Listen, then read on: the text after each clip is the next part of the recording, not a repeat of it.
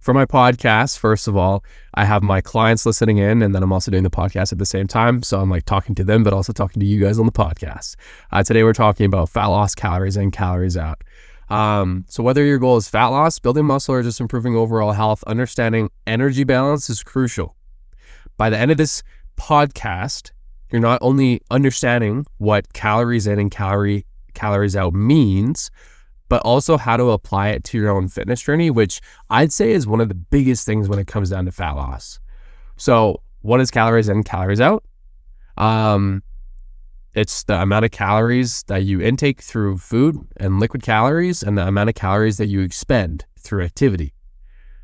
And when calories in exceeds calories out, calories out, the body stores excess energy as fat, leading to weight gain. When calories out exceeds calories in, the body uses stored fat, resulting in weight loss. That's just how it is. But the problem that I see is that people don't account for, like I was talking about before, when people are doing the things or they're not doing the things, people don't account for, the times where they slip up on the weekends, or where they think that it's like, they'll be okay if they eat a little bit less throughout the day and then they have something. And sometimes you can kind of get away with that. But, if you exceed your daily calorie and macro goal that I've assigned you, even once throughout the week, your weight loss is going to slow down.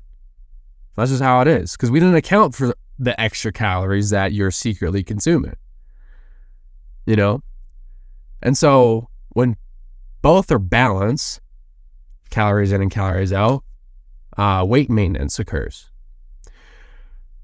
So some common myths about calories in, calories out. Calories don't matter if you eat clean, or they don't matter as much. And, you can go over your calories, even if you're eating an extra chicken breast or like some more salad or whatever it may be. No, it all contributes. Myth number 2, you can out-train a bad diet. Impossible. Like, for real. I've been there. Where I've used food as a crutch, and then used exercise as a crutch to then compensate for my love for food. It's impossible. It doesn't work. You will get fat. I'm just saying, you can't escape the amount of calories that you eat. Even if you work your hardest, and that's a bad relationship to be in, or like that's a bad place to be in when it comes to exercise. Number 3, certain foods make you gain or lose weight instantly. Not at all. You have to just be within your calories for a long amount of time without breaking them. That's it. So when it comes down to applying calories in, calories out, that's what I do with every single one of my clients. Like when I check in with them weekly, I make sure that their calories and macros are like good. I make sure that they're tracking their food good. Whenever I set up their initial program, I make sure that their calories and macros are aligned. One of the biggest mistakes that I see with people is they undereat a lot, or they undereat for too long, and they think that's what's going to get them results. And even as soon as I assign them like even a little higher calories, sometimes they question it, or they wonder if it's right or not. But it's because their metabolism has slowed down because they just don't eat a lot, and they need more fuel to then be able to train harder. I think that's one of the biggest secrets that I can tell you guys. Like, you need to be able to fuel yourself to be able to progress in the gym, because your progression in the gym with weights is what's going to help you change your body forever. But if you don't have the energy to be able to even push yourself as hard as you can in the gym, body's not going to change. So there's a fine balance, right? Sometimes you got to dip a little bit lower in calories to lose a little bit more fat faster. But if it slows down, it's slowing down for a reason. It's because your metabolism is slowing down. You know why it's slowing down? It's because the amount of calories that you're expending throughout the day are so low because you don't have enough energy because you're under eating. And so sometimes you'll have to go back up in calories. Sometimes you'll have to go a little bit down. Sometimes, it's not just like linear. But that's why I get my clients to track their body weight daily. That's why I assess them weekly to make sure that they're good. Because these things got to be aligned in order for you to be successful. And a lot of people make that one big mistake where they just follow the same calories forever. or they think that there's a certain amount of calories that works right for them, and it's not like that. You know what I mean? Like, you have to change it as you go along. Otherwise, it's just not going to work. You know what I mean? And so that's one of the biggest mistakes that I see. And so use your calories as a means to fuel yourself for your workouts, and don't break them. Like, if you've been under eating for a while and you're assigned higher calories, like, you're going to feel so much better compared to not. And even, it's probably not even super high. If you're, for most women, honestly, for the most part, I assign most women like 1,600 calories. That's not a lot of food. It's really not. And so, use it as a means to fuel yourself.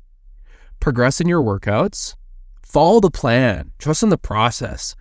Because that's what I'm here as a coach for. It's just to give you like what you need now based on what's going to be best to make you feel good, train good, get results.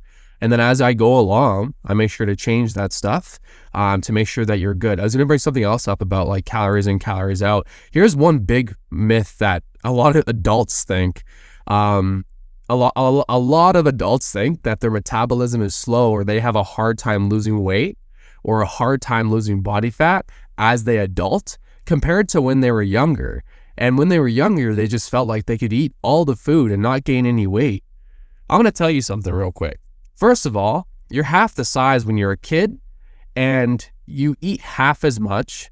When you're an adult, you're a lot less active than you probably were as a kid, because when you're a kid, you're on the playground, you're running around, you're outside, you're way more active. You're probably in sports. You probably didn't get those injuries yet.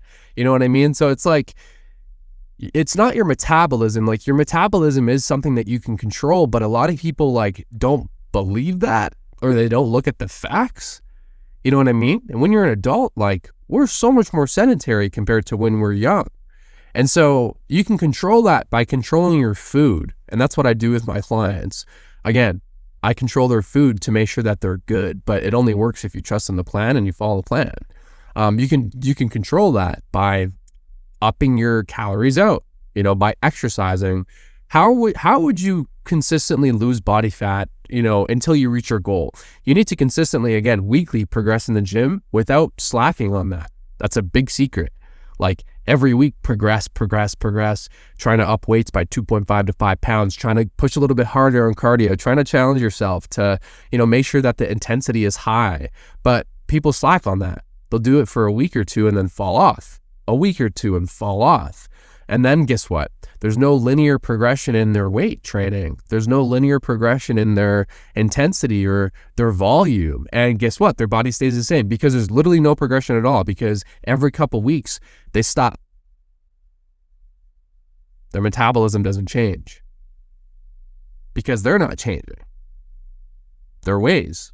So it's something you can control, but it takes work, and you got to follow the plan. All right. So that's going to be it. If you're listening on the podcast, make sure to like the episode and follow the pod. If you got any questions, make sure to reach out online. But I'll talk to you guys soon, and I'll see you guys in the next one.